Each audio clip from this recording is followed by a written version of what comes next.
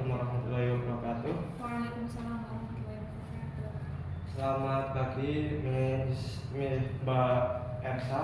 Ya, Terima kasih untuk waktunya telah bisa meluangkan waktu untuk interview pada mata kuliah jurnalisme terkait tentang video konten literasi yang Mbak buat. Perkenalkan, nama saya Muhammad Nurholis. Saya dari Dewan Mentan. Terus saya kuliah di UIN Saizu dan mengambil program studi TPI, dan saya di sini akan interview terkait tentang lomba yang sudah dimenangkan. Untuk pertama boleh perkenalan dulu ya Mbak, sebagai saling mengenal. Perkenalkan, saya Elsa Fiana, saya mahasiswa aktif Fakultas Tarbiyah dan Ilmu Pengetahuan. Nah, saya mengambil program studi pendidikan agama Islam. Nah, saya sekarang itu semester 6. Rumah saya di Melung, Kedung Panteng itu, di situ. Perbatasan sama Batu Raden di situ. Oke. Mbak prodi PAI berarti ya? Iya, prodi PAI. Sebenarnya saya juga pengen PAI itu Mbak, cuma Tapi pilihan kedua itu TPI. Terus itu keterimanya di Iya, TPI. nggak tahu itu penyebabnya apa.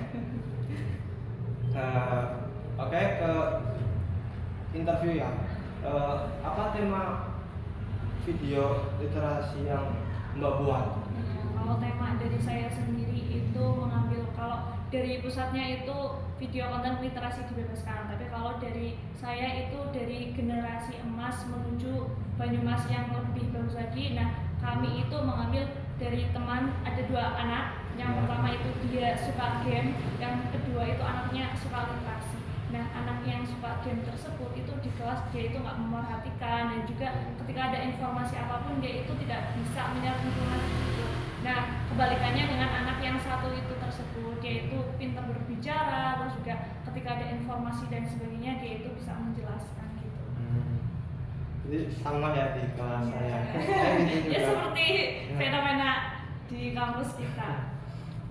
Terus apa yang membuat Anda memilih tema tersebut? Iya, saya mengambil yang pertama karena fakta dan data ya. Fenomena di kampus kita itu ya minim literasi, dan juga ya banyak sekali anak-anak yang game daripada membaca buku di literasi tersebut. Karena kalau kita melihat survei data itu lebih banyak anak yang bermain game daripada membaca buku bacaan. Gitu, ya. Terus apa tantangan terbesar yang Anda hadapi saat membuat video? Ya, yang pertama kalau tantangan jelas ya, dari kita itu keterbatasan ide. Namun dari keterbatasan ide tersebut kita maksimalkan dengan yang namanya AI. Nah, itu jadi kita bikin konsep dan sebagainya, terus kita sempurnakan di AI. Terus juga kadang-kadang kita harus menyesuaikan jadwal perkuliahan dari teman-teman, karena kan kita ada 4 anak gitu. Dan juga itu beda-beda kelas, kita harus menyesuaikan tempat dan juga dari teman-teman jadwalnya. Oke. Untuk teman-temannya itu siapa saja ya Mbak? Kalau dari teman-teman itu kan ada 4 anak ya. Yang pertama yang dari saya sendiri, terus ada editornya itu Subaka, yang anak PGMI, terus yang aktor 2-nya itu ada Fani Irawan dan juga Noval, itu dia anak TMA. Untuk konten video literasi tersebut durasinya berapa lama itu? Kalau durasi itu kita 5 menit 8 detik. 5 menit 8 detik. 8 detik. Nggak lama berarti ya? Iya, kita bikin konsep short movie. Terus kapan Anda mulai membuat konsep dan produksi video konten literasi tersebut? Kalau konsep dan juga sebagainya itu kita mulai dari awal April, karena deadline itu kita di 6 April. Jadi kita sebelum itu membuat konsep dan juga mematangkan konsep tersebut. Terus di mana pembuatan video itu dilakukan? Kalau gimana itu kita mempunyai 3 tempat ya. Yang pertama di kampus sendiri itu untuk tag yang utama, terus kita ada untuk awal tag itu kita ada di kosnya si Noval itu. Nah, itu konsepnya dia itu kesehariannya bangun tidur, scroll TikTok, terus ya ngegame gitu, repeat kehidupannya seperti itu. Terus juga yang ketiga itu dia itu membawa perubahan di Fani Irawan tersebut, membawa Noval ke Perpusda Banyumas. Berarti Mbak sebagai aktor protagonis dan si itu Noval antagonisnya Ya, kayak gitu yang novelnya ya antagonisnya, yang Fani Irawan itu sebagai yang baiknya. Nah, saya kebetulan itu di produsernya. Oh, Jadi, produser. terus ikut si Subarkah ngedit beberapa sih. Oke. Terus di mana Anda mendapatkan inspirasi video tersebut? Inspirasi ide awalnya mana?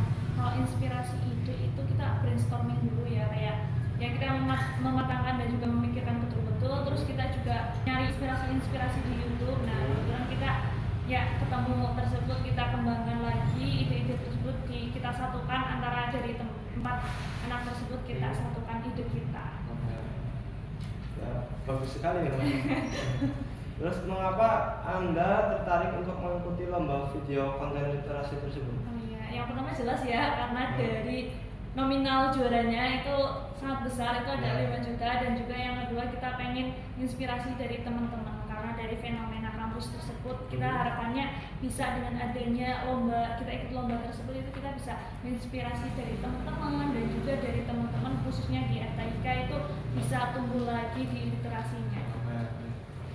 Terus menurut Mbaknya itu literasi itu penting nggak sih? Yang menurut saya penting banget sih, karena dengan literasi kita itu bisa membaca, nggak cuma membaca tekstual, tapi kita juga bisa membaca kehidupan dari alam sekitar kita. Jadi literasi itu sangat penting lah. Terus untuk generasi muda, apakah literasinya itu sangat penting juga? Iya, dari ya, betul sekali, penting banget, karena apalagi nanti itu kita akan menghadapi Indonesia emas ya, itu perlu banget literasi, karena kalau teman-teman nggak ada literasi, tidak menerapkan literasi tersebut, kita itu tidak bisa membaca kehidupan selanjutnya, itu kita tidak bisa mempersiapkan apa yang akan kita lakukan ke depannya. Menarik banget ya Mbak literasi. Terus bagaimana proses Anda dalam membuat video literasi tersebut dari awal hingga editing? Mungkin bisa dijelaskan langkah awalnya itu gimana? Kalau yang awal kita itu ada tahap produser ya. Jadi yang pertama itu kita mempersiapkan skrip, ide, dan juga kita perluas lagi ide tersebut kita dengan AI. Nah, selanjutnya kita itu latihan dulu. Setelah kita membuat skrip, kita latihan, karena dengan latihan kita itu meminimalisir kesalahan ketika udah tag. Terus di hari berikutnya kita langsung tag, eksekusi, terus ada di berbagai tempat gitu, ada di ruang kelas, terus juga di kelas sama tadi di perpusda.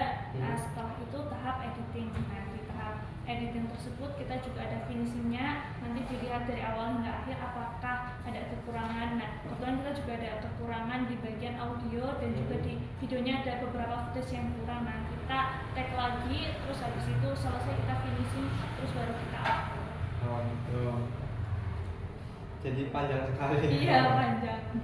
Itu waktunya cuma 1 minggu doang. Sebenarnya kalau nggak salah ada 2 bulan apa 1 bulan setengah. Nah, itu kita biasa mepet deadline. Biasa, anakku ini. Terus bagaimana perasaan Anda setelah dinyatakan sebagai pemenang? Jelas senang sekali ya, karena nggak nyangka dari sekian puluh orang yang ikut, bahkan ada yang paling muda itu anak 13 tahun itu SMP, dan juga ada yang dari umum, terus ada dari guru. Nah, nggak nyangkanya karena dari kita itu dari awal udah pesimis dulu, karena ada beberapa yang kita kira itu dia yang akan juara gitu. Nah, alhamdulillah kita yang juara. Jalur hangat ya? Iya, betul.